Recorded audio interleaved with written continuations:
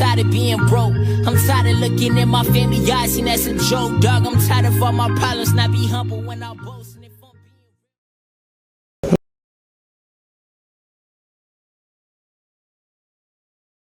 Yo, yo, yo, welcome to Couch Therapy with God. Before we get started, please go ahead and subscribe if you are not already subscribed. Like, share, do whatever you got to do, but just get the word out that we out here on the couch. I'm so excited to have Jay with me on today. Hi. It's weird. We go high school, right? What year did you graduate? I graduated in 2005. Okay, and I'm 06. Okay, but I was at your prom though. Yes. Yeah. So it's weird that even though we went to high school, like I followed you on Instagram or social media, but we haven't really like connected. It's not like we've been out to eat or, you know, did anything outside of, you know, life. Yeah. But like even watching your social media and your posts and your stories, like all I see is like you encouraging women, encouraging people. So I was like, I gotta have Jay on this couch. What is she up to? You know, you have been such an encouragement, and so yeah, we had to have you on here. Yeah. So tell us a little bit about you. Okay, so currently I am really just focused on still doing what I've been doing, encouraging people, making sure that whenever someone encounters me, like I've always said that my biggest purpose in life is just making sure that when someone builds a relationship with me, they understand that God is in the forefront. Yeah. I am here to encourage people, and what I pray is that whoever enters into my life, they leave better than what they came. Right. How did you get here where you say, okay, you know what, God, I just want you to be seen, and, you know, hide me behind the cross. I just want you to be seen. How do we get to that version of you, like who you are today? I think it's the same story as what a lot of people go through. It's like you're in the world and you're trying to navigate. Yeah. And then you just get to a place where you're just like, you know what, God, I surrender. Right. It's like, you know what, you take control. Right. He gank you by your neck. He's like, oh my God, I'm coming. Yes, that's exactly what it feels like too. And when you get out of order, he yank you back. You're like, okay, God, my bad. I was just testing the waters. I see I can't go that far. Hey. So I see elated, tell me the name, Elated Couples Coaching. Yes, Elated Couples Coaching. It was a vision that God gave me back in 2022. It was like right after I had got married. I always knew that I wanted to be a family therapist because I always wanted to keep God's families together. Awesome. And I believe that the foundation of the family always starts with the husband and the wife, and through them, they teach their children how to become like kingdom-minded, just good people. And that's the message that I want to keep spreading, and I'm going to be doing this type of work until the day I die. That is awesome. Yeah. That is awesome. When did you figure out that you wanted to do family therapy? Like, okay, so when I was in elementary school, I knew I wanted to be a doctor. Right. That was my thing. Like, I wanted to be Dr. Janira. I hear it. I see it. Yeah. And then I saw a doctor cut somebody open, and I said, not that doctor. Right. Not that one. Yeah. I was like, let me be a doctor who helps people cultivate, like, the mind, like the mindset, their character, and most importantly, their relationship with God. Because even as a young child, I knew that God had to be a part of my life, no matter where I was in life. Yeah. So I said, okay, if I'm going to do this, I got to do it through God. And the older I got, the more just cultivated. Right. Yeah. So with that, today I want to talk about being equally yoked. Yes. And because I think that you are already operating in the strengthening of husband and wife, then I thought that you would be best to sit on the couch and talk with us about the importance of, even before we say I do, or even before we get into this relationship, that we are that we pay attention to, are we equally yoked? Is this who God sees fit for me? And then how do we determine that? Like, what does equally yoked look like? You know what I mean?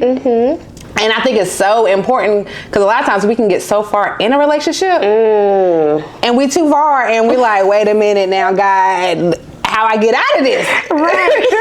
Like, how do I backtrack? Yeah. I mean, that's so important. I had a very naive outlook on being equally yoked. Yeah. I literally thought that equally yoked, well, unequally yoked just meant like, I'm a Christian, you're an atheist, or I'm a Christian and you're like Jewish. Like, that's what I thought it meant. Right. And when I met my husband, it's like I knew he didn't have like a strong relationship with God, that like the same relationship I had. But because I was still like naive in my thinking when I got married, I was like, okay, we're unequally yoked, but God will fix it. Right. I ain't really got to do too much. Like, you know, I'm gonna let God like take the wheel on this. Right. And what I found through my marriage, which right now I'm currently separated, when you decide to get into a relationship with someone who is unequally yoked, you have to remember that with prayer, you have to do the work if you actually want to introduce them to like a relationship with God. Yeah. And everybody's not built for that battle. Right. I myself tried it. I wouldn't recommend it. I mean, you got to be a strong prayer warrior to make it through with someone who's unequally yoked. Yeah. So the message that I'm sending is, if you want to make sure you and your partner are equally yoked before you get married, get with your church, get with your deacon, your deaconess, someone who you can trust and depend on. Right. So before you got married, did you seek counsel, like, or how old were you at the time?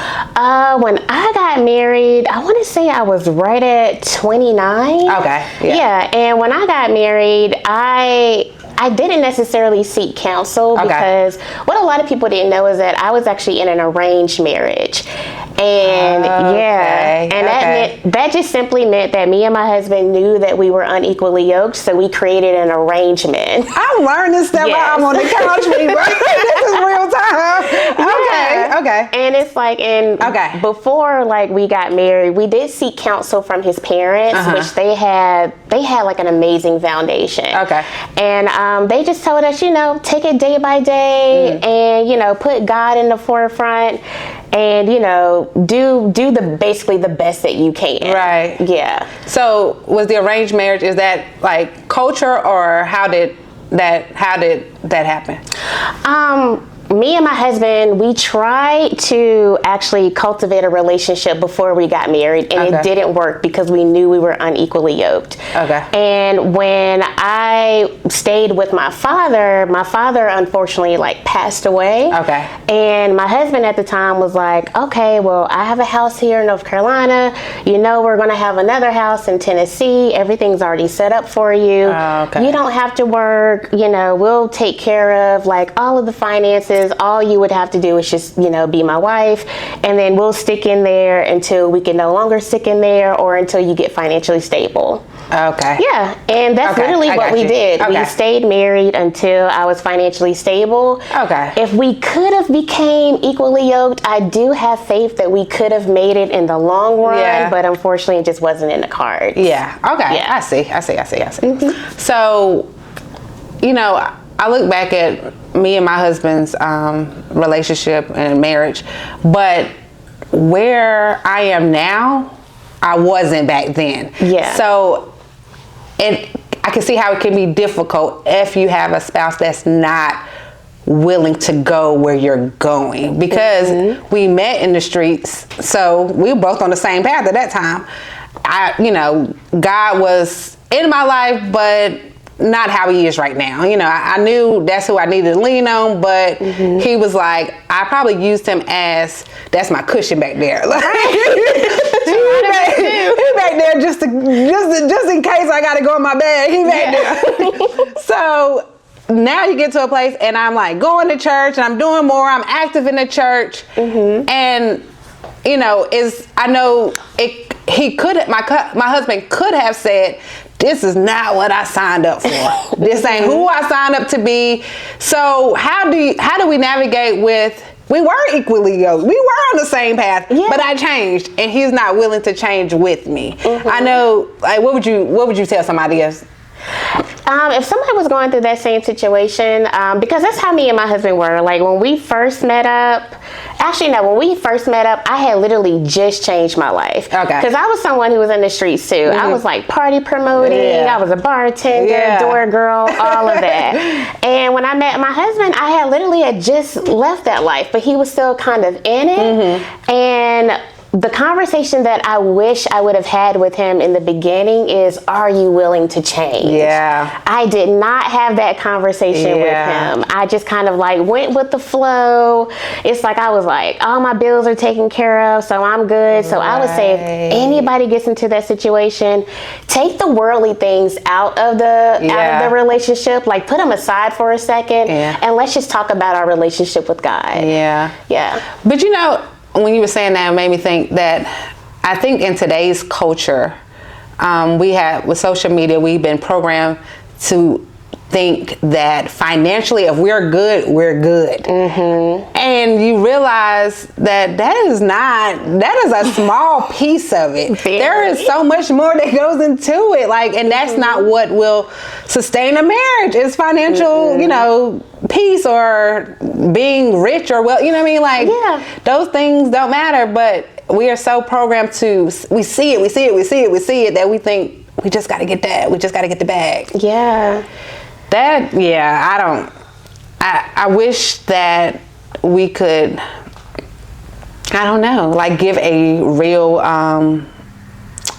look into what marriage really looks like, because what they're giving out right now is not the truth, I think. Right, and that's where I feel like that's when you reached out to me about being on the podcast, is when I made a post, which whoever read it, I hope it touched them in a place, just letting them know, I am the living proof. I had a colonial home here in North Carolina, a nice colonial home in Tennessee. I was the epitome of the housewife, waking up whenever I wanted to, going to brunch, going to charities, and all of that. It's I didn't have to buy a car, not a piece of clothes, cut my hair and my nails done. Everything was provided except for that relationship with God. And none of it was worth it. Was it hard to walk away? Honestly, it wasn't hard to walk away once I realized that none of it matters if God isn't at the center. It really doesn't. It's I could get into an argument with my husband. He could go to our home in Tennessee, but he's still going to come back and we're still going to have the same problem. So it's if God can't be at the center of how you're fixing the problem, building that foundation, all the riches in the world is not going to make you feel complete. That's true. And I think that it's something that I think in a relationship, before you get married, I think that you just overlook so many things. I think love can blind you in so many ways, that you overlook the red flags or the things that you see later once love is removed from your eyes, and you're wait a minute, you chew like that, or wait a minute, you really look like that, rose-colored glasses, and you really see who they really are, and you're wait a minute now, God. And sometimes I think people fail to realize that when we overstep the boundaries of what God gives us, it's not always as easy to come back. He sometimes makes you work that thing out to get back. You know what I mean? It's not as easy as it was to get over there than to come back. You know what I mean? Sometimes it's work, and it's hard work. But are you in a good place right now? I am in an amazing place right now. Explain. Okay, so one thing that I noticed is that when I was living with my husband, I was happy on the forefront. I could, leave the house, put on a smile, go do my charity events, go hang out with my family and all of that. But then it's when I came home, there was always just kind of this weight that would sit on my shoulder, and it would just always remind me you need your husband to be more in tune with God in order for this thing to flow and, you know, flow in the direction that God wants it to go. Yeah. And now that I don't have my spouse to, like, basically to, like, consult with, like, I can go to church as much as I want to. I don't have, like, it wasn't necessarily like a burden, but it's like now I get up and get ready for church, and it's like I don't have to like check in and be like, are you ready? Yeah. Are you ready? Do you need this? You need that? Yeah. Like, you can freely move. yeah, I can freely move. Yeah. And that's just been like the greatest part, I would say, of this journey. Yeah. And I'm just excited to see where God takes me next. I'm excited I'm for in an you. excited place in my life. I'm excited for you, and I'm excited for what you'll do next. I think that you have such a pure heart and such a pure spirit of wanting to see people do well. Yes. And that's so awesome. And I think people can take it for granted because it's not always easily done for some people. Sometimes it's hard for people to genuinely want to see people do well. Yeah. Without any type of, you know, bad wishes or anything like that. So how did you have it, was it hard for you to come out of the relationship? Like, did your family accept, like, how was it going to them and saying, okay, you guys, or your friends too, I'm leaving this situation, was everyone, you know, happy, or how did that look for you? I have such an amazing family and tribe, like a family, friends, associates. Everybody who was close to me, they just said, you know what, Jay, I have your back. Good. Yeah. Whatever you need, let me know. I'm here for you. So my transition, it wasn't as hard as what others people transition is, but then I also recognized that I was in an arranged marriage. So the arrangement for ending the marriage was already there before we even got to the marriage. Yeah. So I know everybody's transition isn't that easy. I just thank God. I feel very blessed that He kept me before, during, and now after. Yeah. It's beautiful to like hear your story and where you are now, because like you said, not everybody ends or their journey is not so smooth, and they're not always as positive as you have been, but you still proclaim who God was, is, you know, then and now in your life.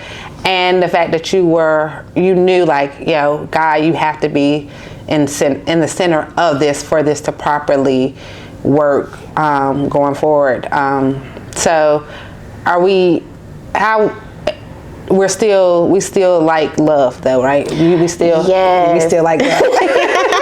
I mean, honestly, like just being like a couples coach, because even though like my couples coaching is on pause, you have to be someone who is in tune with like how to love and how to appreciate love in order to be in like this type of industry. So, I mean, I encourage people, whoever reach out to me, couples, individuals, I always say like, if you know God, you're going to know how to love. Because He is the foundation of love. He is love. As long as you have Him, like, you're going to love yourself, and then you're going to know how to love someone else, especially if you're practicing those bylaws of love that like God gives us. Tell the people where to find you at. You can find me at Elated Couples Coaching, and that's on Instagram, and on Facebook you can find me under Janera Mosley. Now don't be bugging her now. I don't mind questions, DMs, messages.